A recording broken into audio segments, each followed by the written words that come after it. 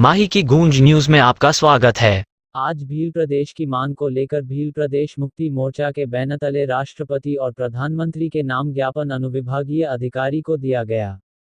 SDM की अनुपस्थिति में तहसीलदार मेघवाल ने ज्ञापन लिया। इसके पूर्व आदिवासी भील प्रदेश मुक्ति मोर्चा संगठन के बैनर तले सैकड़ों आदिवासी युवा भील प्रदेश की मांग को लेकर नारेबाजी करते हुए नगर के मुख्य मार्गों से होते हुए एसडीएम कार्यालय पहुंचे। जय सहित अन्य आदिवासी संगठन इस मांग का समर्थन करते हुए शामिल हुए। इस दौरान मीडिया से चर्चा करते हुए संगठन के पदाधिकारियों ने बताया कि लगातार 4 वर्षों इस मांग लेकर ज्ञापन दे रहे हैं। प्रदेश भर में राज्य भाषाएं आधार पर बने हुए हैं। भीली भाषा को लेकर राज्य बनाया जाना चाहिए, जिसकी मांग हमारे द्वारा की जा रही है। थोड़ा जोर से बोलना और पीछे थोड़ा जोर। आज आपने एक रैली निकाली और ज्ञापन दे रहे हैं, क्या मांग है आप लोगों की?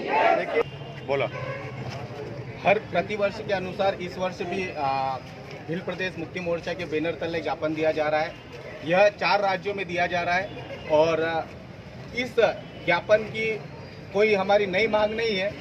पूर्व में भी हमारे आदिवासी नेता जो कि दिलीप सिंह जी भूरिया भी बार बार मीडिया में एवं विधानसभा में भी बोल चुके हैं और 17 नवंबर 2012 को शहीद स्मारक मानगढ़ में भी उन्होंने कहा था कि अब समय आ चुका है कि चारों राज्यों के भीलों को इकट्ठा होकर भील प्रदेश की मांग करना चाहिए। इसी माध्यम से हमारे जो युवा हैं उन्होंने एक साल भर में निर्धारित तारीख की है। 18 जुलाई को प्रतिवर्ष अनुसार हम भील प्रदेश मुक्ति मोर्चा के बैनर तले ज्ञापन देते हैं। 4 साल से आप मांग कर रहे हैं, इस मांग को लेकर अभी तक सरकार का कोई रिएक्शन नहीं। इस संबंध में क्या कहना चाहेंगे आप? सरकार तक हमारी बात पहुंचना चाहिए और रही मांग की सरकार पूरी करे या न करे, हमारा मकसद है हम इस मांग को हमारी युवा पीढ़ी उठाती रहेगी और जब तक यह मांग पूरी नहीं होगी तब तक यह आवाज़ बंद नहीं होगी। आपको क्या लगता है कि भील प्रदेश बनने के बाद ही आप लोगों के साथ में न्याय होगा? अभी क्या आदिवासी शोषित है या किसी प्रकार की कोई परेशानी आ रही है? नहीं, इस मांग से हमें आप देखिएगा, अगर जो राजस्थान बना है वह भाषाओं के आधार पे राज्यों का गठन हुआ है। पंजाब बना, पंजाबी भाषा के आधार पे गठन हुआ। इस तरीके से इस एरिया में जो 4 राज्यों में जो एक बॉर्डर लेस किया है इन लोगों ने, वह एक षड्यंत्र का हिस्सा है। उस हिस्से को हम पुनः भील लोग इकट्ठा होकर इस राज्य को बनाना चाहते हैं। इसमें आदिवासी या गैर आदिवासी की बात नहीं है, इसमें सभी सार्वजनिक आम जनता का भी भला हो सकता है। क्योंकि आपका ये मानना है कि भीली भाषा को लेकर ही पूरे आदिवासियों को एक बैनर तले आना चाहिए, ये कहना चाह रहे हैं आप? बिल्कुल। इसके बाद मैं आपको एक बात और बता देना चाहता हूँ कि सन 1905 में जॉर्ज ग्रेशियन आए थे भारत में, जो भिलोड़ी भाषा के उन्होंने सर्वे किया था। सर्वेक्षण के आधार पे उन्होंने ये हवाला देके गए थे भारत के अंदर कि यहाँ पर भीली या भिलोड़ी भाषा बोली जाती है, उस आधार पर इनका राज्य अलग होना चाहिए। वैसे अंग्रेजों के मैप्स में देखा जाए तो उन्होंने भील कंट्री कहा है।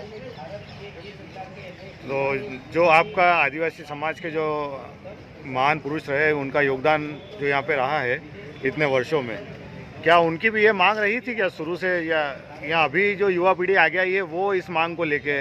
नहीं, देखिए, जब तक अगर देखा जाए तो 1950 के बाद आदिवासियों और पिछड़े दलित लोगों को शिक्षा का आधार मिला था और जब शिक्षा लोगों में धीरे धीरे जागृत हुई तो उस जागृति के आधार पे उन्होंने अपनी मांग बढ़ चढ़कर सोशल मीडिया हो या चाहे जन आंदोलन हो, उनमें भागीदारी करते रहे। वैसे तो पहले सोशल मीडिया नहीं था, फिर भी हमारी जो ग्राम सभा या पाल जो पाड़ा बोलते हैं उस माध्यम से वो काम करते रहते थे। आज सोशल मीडिया का जमाना है, उस माध्यम से युवाओं में एक नई जागृति है। अब चुनाव आ रहे हैं 2023 के विधानसभा और 2024 में लोकसभा चुनाव आ रहे हैं, चूँकि 4 वर्षों से आप मांग कर रहे हैं। लगातार आदिवासी संगठन अपने स्तर पर काम कर रहे हैं इस क्षेत्र में। अब क्या लगता है इन चुनावों में आदिवासी समाज की क्या भूमिका रहेगी? इस बार वैसे तो हमने 2018 से ही हमारा जनप्रतिनिधि उतारना चालू कर दिया था, लेकिन अन्य पार्टी में जो आदिवासी नेता विधानसभा और लोकसभा में जाते हैं वह कभी भी आदिवासियों के मुद्दे नहीं उठाते। इस कारण हमें अपने बैनर तले विधानसभा और लोकसभा में आवाज उठाने के लिए स्वतंत्र नेतृत्व के लिए हम भेज रहे हैं युवाओं को। पूरे विधानसभा और लोकसभा का जो मापदंड देखा जाए, जो चुने हुए सदस्यों का, उसमें बड़ी संख्या में आदिवासी समाज के सांसद, लोकसभा सांसद, राज्यसभा सांसद, विधायक पूरे देश के, अगर वो सारे मिलकर इस चीज़ को लेके आवाज़ उठाए तो शायद सरकारों को ये कानून और ये प्रदेश बनाना पड़े। तो जो लोग चुने हुए जो गए हैं, क्या आपको उनसे न्याय नहीं मिल रहा है क्या?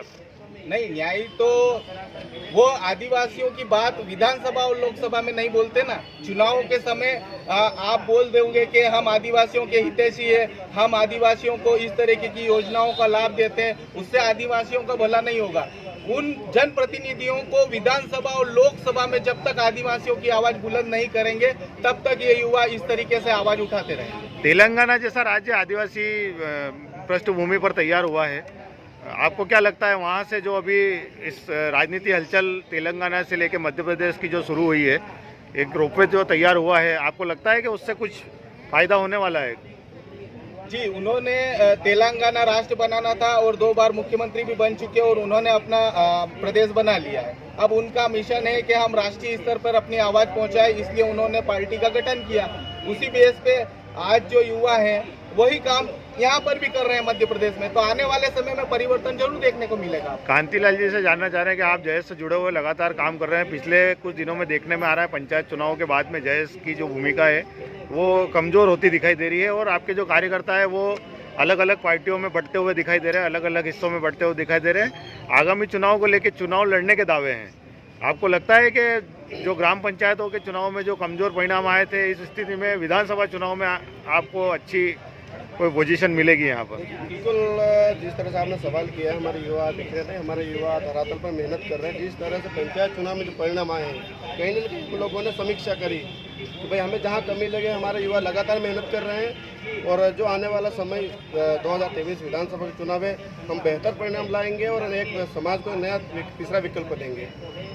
तीसरे विकल्प के चक्कर में कहीं ऐसा ना हो कि किसी राजनीतिक दल को आपके उपस्थिति से लाभ हो जाए या आपके माध्यम से कोई राजनीतिक दल लाभ उठाने की सोचे, तो आपका स्टैंड अभी तक क्लियर नहीं है कि संगठन चुनाव लड़ेगा नहीं लड़ेगा, किसी का साथ देगा, समर्थन देगा।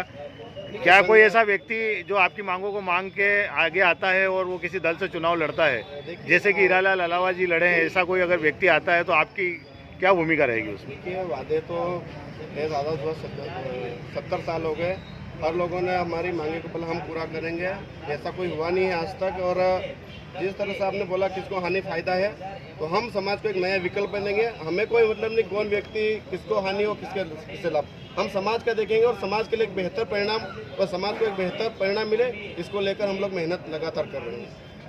ठीक है।